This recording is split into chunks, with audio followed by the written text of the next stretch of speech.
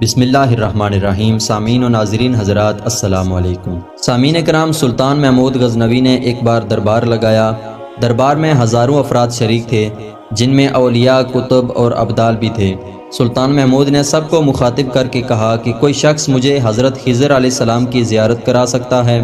سب خاموش رہے، لیکن دربار میں بیٹھا ایک غریب دیہاتی کھڑا ہوا اور کہا کہ میں زیارت کرا سکتا ہوں۔ سلطان نے شرط پوچھی تو عرض کرنے لگا کہ 6 ماہ کے لیے دریا کے کنارے چلہ کاٹنا ہوگا، لیکن میں ایک غریب آدمی ہوں، میرے گھر کا خرچہ آپ کو اٹھانا ہوگا۔ سلطان نے شرط منظور کر لی اور اس شخص کو چلہ کے لیے بھیج دیا گیا اور گھر کا خرچہ بادشاہ کے ذمہ ہو گیا۔ 6 ماہ گزرنے کے بعد سلطان نے اس شخص کو دربار میں حاضر کیا اور پوچھا تو دیہاتی کہنے لگا، حضور کچھ وظائف الٹے ہو گئے ہیں، لہٰذا 6 ماہ مزید وقت لگے گا۔ مزید 6 ماہ گزرنے کے بعد سلطان محمود نے پھر دربار لگایا اور دربار میں ہزاروں افراد شریک تھے۔ اس شخص کو دربار میں حاضر کیا گیا اور بادشاہ نے پوچھا کہ میرے کام کا کیا ہوا؟ یہ بات سن کے دیہاتی کہنے لگا کہ بادشاہ سلامت، کہاں میں گناہگار اور کہاں خضر علیہ السلام، میں نے آپ سے جھوٹ بولا تھا، میرے گھر کا خرچہ پورا نہیں ہو رہا تھا، بچے بھوک سے مر رہے تھے، اس لیے ایسا کرنے پر مجبور ہوا۔ سلطان محمود غزنوی نے اپنے ایک وزیر کو کھڑا کیا اور پوچھا کہ اس شخص کی سزا کیا ہے؟ وزیر نے کہا کہ اس شخص نے بادشاہ کے ساتھ جھوٹ بولا ہے، لہٰذا اس کا گلا کاٹ دیا جائے۔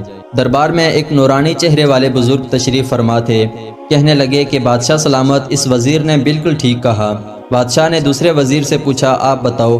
اس نے کہا کہ اس شخص نے بادشاہ کے ساتھ فراڈ کیا ہے، اس کا گلا نہ کاٹا جائے بلکہ اسے کتوں کے آگے ڈال دیا جائے تاکہ یہ ذلیل ہو کے مرے اور اسے مرنے میں کچھ وقت تو لگے۔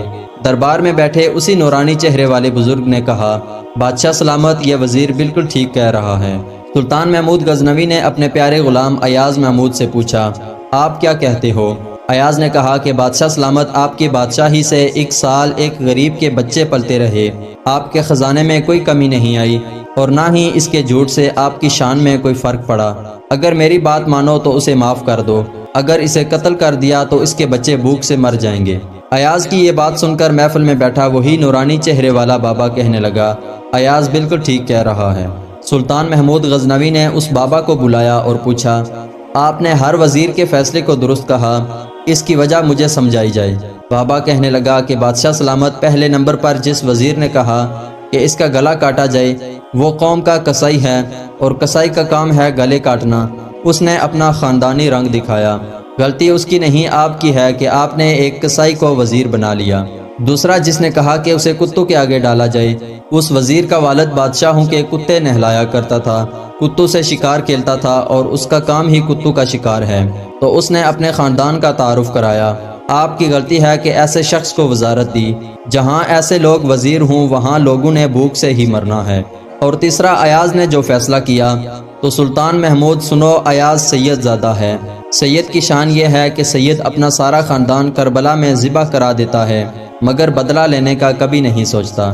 سلطان محمود اپنی کرسی سے کھڑا ہو جاتا ہے اور ایاز کو مخاطب کر کے کہتا ہے، ایاز تم نے آج تک مجھے کیوں نہیں بتایا کہ تم سید ہو؟ ایاز کہتا ہے کہ آج تک کسی کو اس بات کا علم نہ تھا کہ ایاز سید ہے، لیکن آج بابا جی نے میرا راز کھولا، آج میں بھی راز کھول دیتا ہوں۔ سنو اے بادشاہ سلامت اور درباریوں، یہ بابا کوئی عام ہستی نہیں، یہی حضرت خضر علیہ السلام ہیں۔